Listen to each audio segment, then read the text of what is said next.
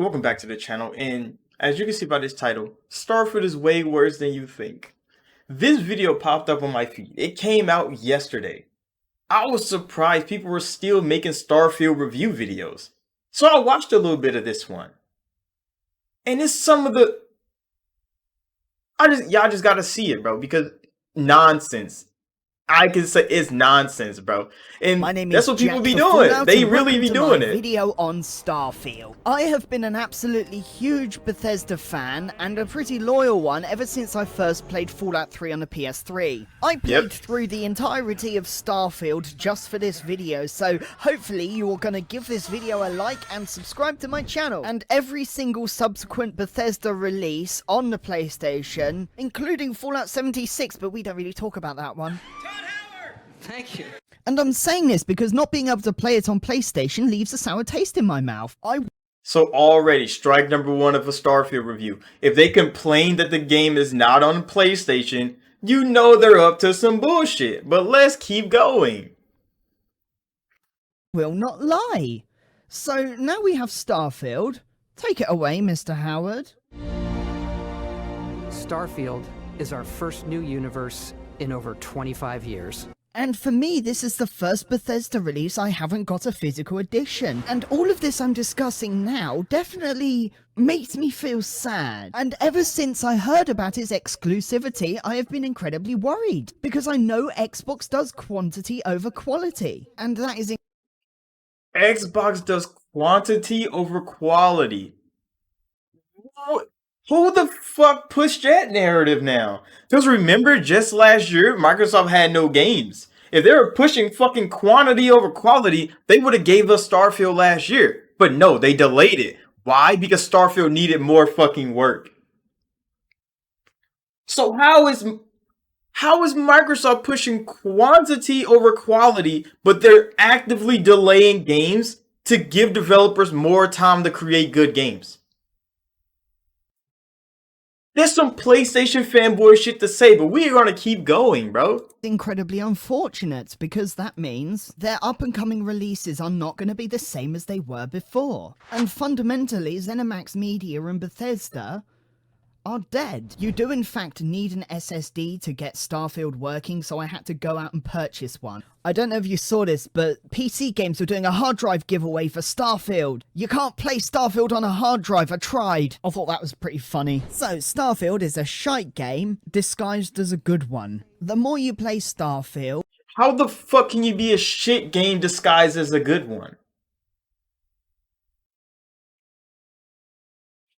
Let's listen to him explain that though. the better it becomes because you get used to the smell of crap. So the more you play it, the better the game becomes because you get used to it being bad. What? I've never played a game, started it, it was bad, played it for a little bit, and then just thought like, oh, this game is so much more better now. Because it's still bad, but I like how bad it is now. I've never fucking done that in all my years of gaming. How the fuck is Starfield the first case where all these haters, everybody that don't like Starfield has played it for 60 fucking hours and they're like, Starfield's a bad game. How the fuck did you play it for 60 hours? This man said he played the game all the way through. That is one big pile of shit. This is why I believe Starfield is a lot worse than you originally thought. This video is all about my utter disappointment that is Starfield. Without further ado, let's begin with the bad.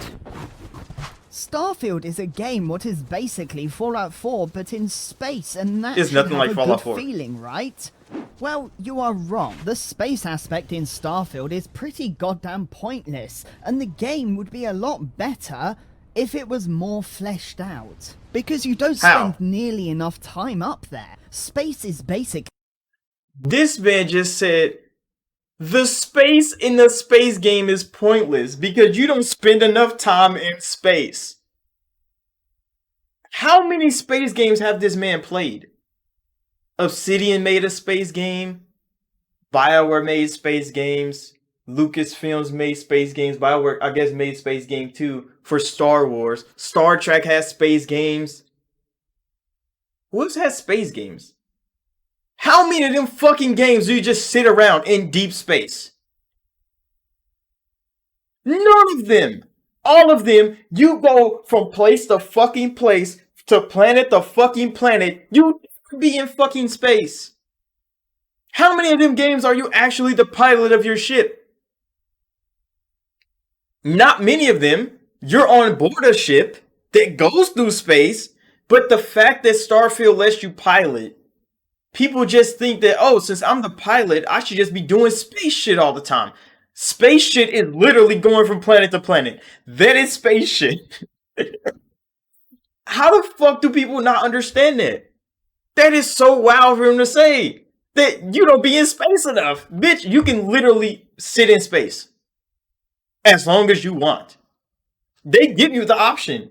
Why would you want to do that? There's nothing in space, nigga. That's why it's called space. It's literally empty, vast vacuums of space, nigga.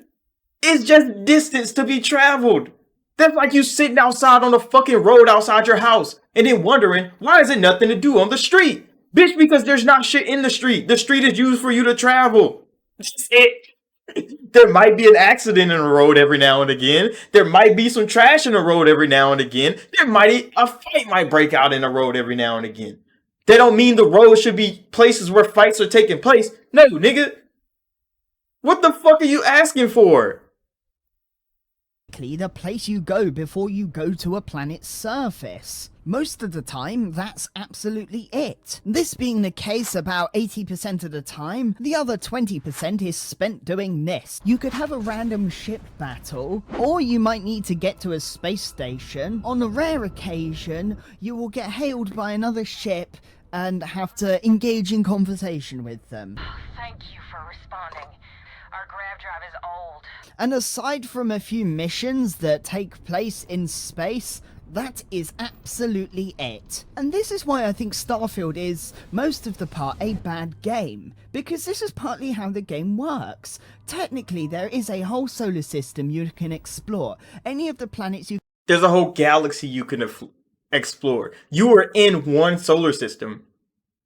This man don't know about space, but he's complaining about a space game not doing more things in space. Can land on wherever you want, but the whole thing doesn't feel authentic. The world... How the fuck? Science fiction literally means fake science. It's as authentic as you want to believe. If you don't believe in the technology of Starfield, of course it won't be believable. You gotta want to believe in the science that they created. That's like Mass Effect and the fucking Reapers, bro. If you don't believe that there's ancient fucking shit beings sitting in dark space waiting to come back to slaughter all life in the galaxy, of course you won't think fucking Mass Effect is an authentic experience in space. Oh my gosh, bro. What are Starfield haters complaining about most of the time? Not a damn thing, but they love to say how bad the game is. From some offbeat nonsense, bro. Hold on, let's keep going.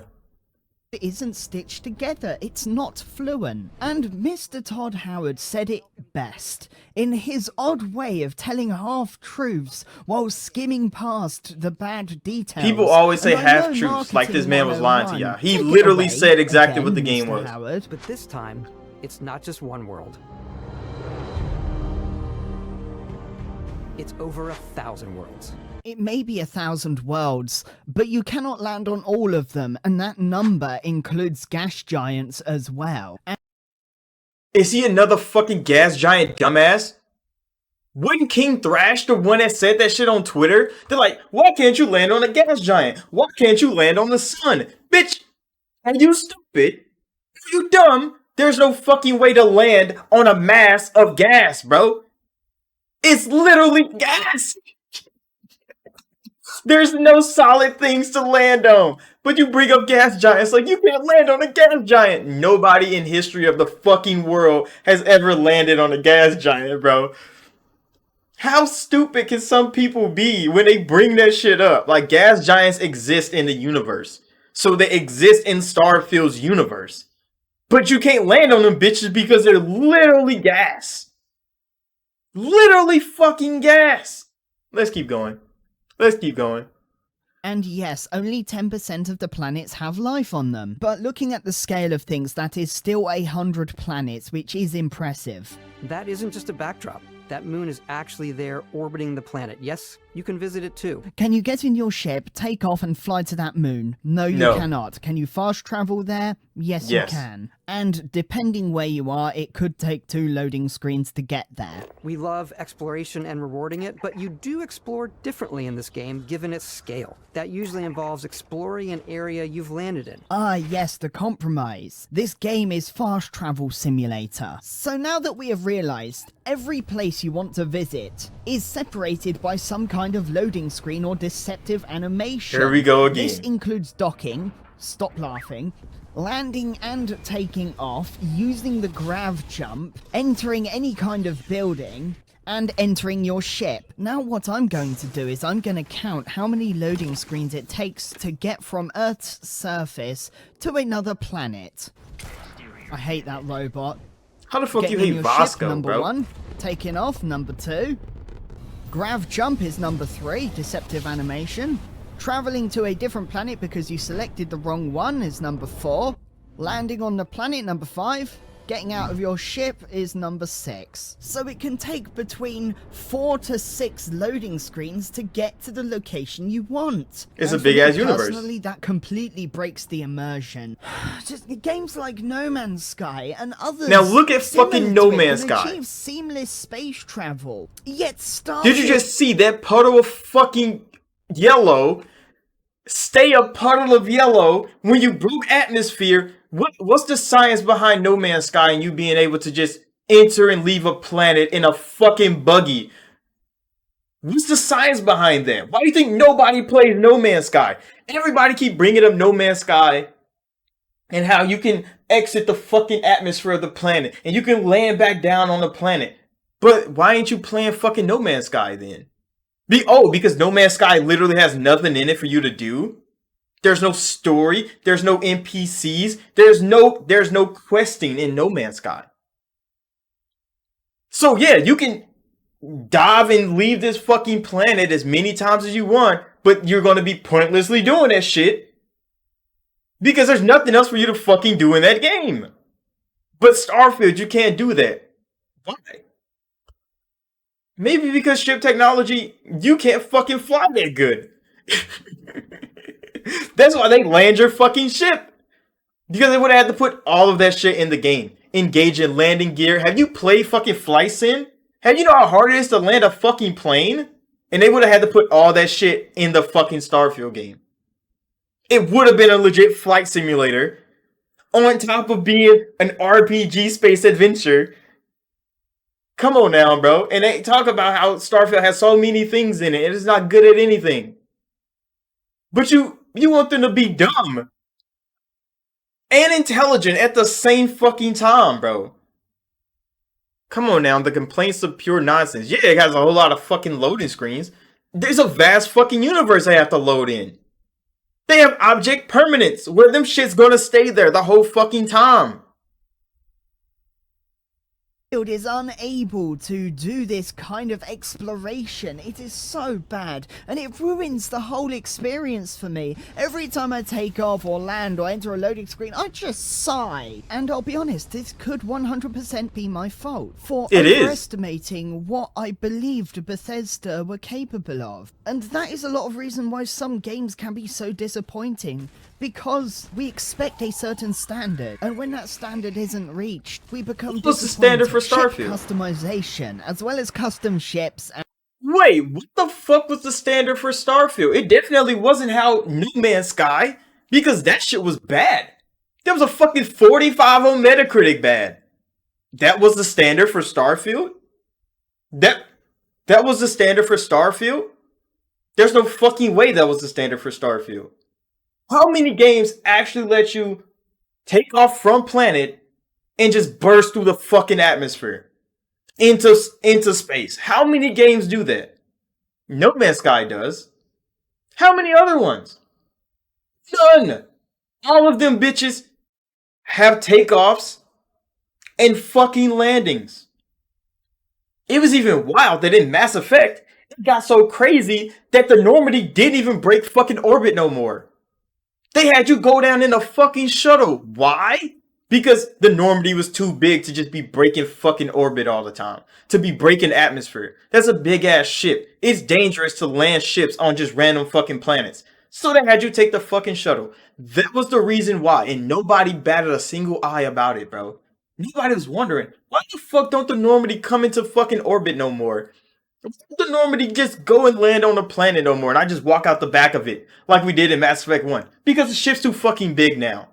Ship's too fucking big. We don't want to land this whole fucking ship every time. So it has some docking things where it docks against a fucking space station somewhere, and you take the fucking shuttle down to the planet so you don't have to bring this whole fucking ship with you. This man don't play space games, bro. He literally don't play fucking space games. Did he play the Obsidian space game? You literally have a loading screen for every one of those too. And you only have 4 planets to go to. Come on now, bro. Come on, you can't make this shit up. And these are the people with thousands of subscribers telling them that Starfield is a bad game. And then he go on to talk about shipbuilding and how horrible shipbuilding is. But then how good it is when he got a good ship that he can build upon. And I'm like, yeah, bro, I'm done watching this, bro. I'm done watching this. This is some outrage. This is some nonsense of a video that he put out legit yesterday to tell his fans that Starfield is actually a bad game. That is crazy. And you beat the whole fucking thing. I never got to shipbuilding because I never leveled up shipbuilding. I never leveled it up. So I never got the shipbuilder. So I could never build a ship. That means man's worked real fucking hard in Starfield for hours and hours to level up shipbuilding so he can go customize a fucking ship. Because I never customized a ship the whole time. There's one part in this where he talk about how ship combat, the ships feel too big and bulky. And I'm like, did you ever get the faster ship? Like if you get the fucking Mantis, you're not getting shot. That Mantis ship is so small and fast as fuck. I obliterate things with the Mantis ship. He was flying around in the big bulky ass ship that you get at the beginning of the game. Damn, I forget the name of the ship. Because I didn't use it that much. I used Star Eagle for 90% of the game. I used the Mantis ship until I got Star Eagle. I used the fuck out of Star Eagle until I got my motherfucking intergalactic ship. What the fuck? Come on, I'm gonna get out of here, bro. I'm gonna stop wasting y'all time with this nigga. And I'm in this video right here. So thank y'all for watching. Like, subscribe if you're new. Starfield haters, bro. It's crazy out here. But I'll see y'all in the next video.